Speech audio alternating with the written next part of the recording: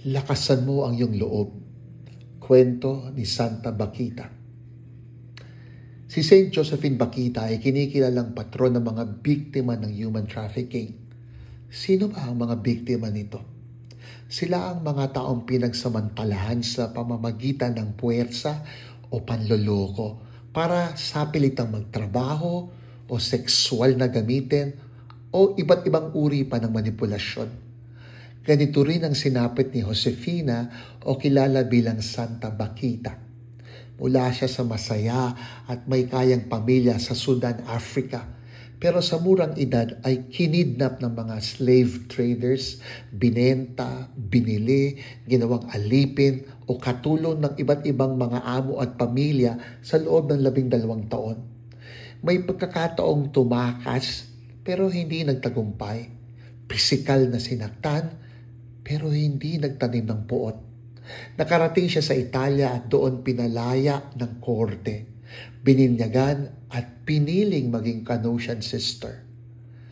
Si Santa Bakita ang unang negra na madre ng mga puting Canossian.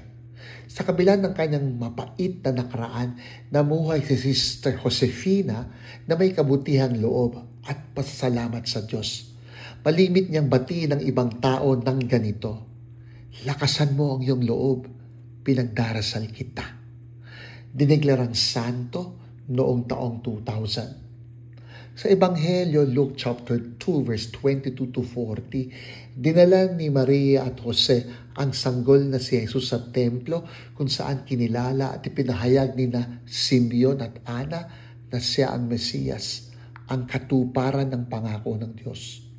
Ipinakita ni na Simeon at Ana na kahit sa ordinaryong takbo ng buhay, sensitibo sila upang makilala si Jesus. Gaya nila, tinatawag tayong maging mulat na makilala si Jesus na maaring nakatago sa anyo ng mga biktima ng eksploitasyon o pagkadurog ng dangal. Sa diwa ng panalangin, hingin natin na ipagkaloob sa atin ang talino at tapang upang kumilos sa anumang anyo ng human trafficking. Gawin tayong instrumento ng Diyos upang matamo nila ang kapayapaang hatid ni Kristo. Santa Bakita, ipanalangin mo kami. Guys, paki-like, share, follow, at subscribe ang ating Conversations with Father Jerome SVD.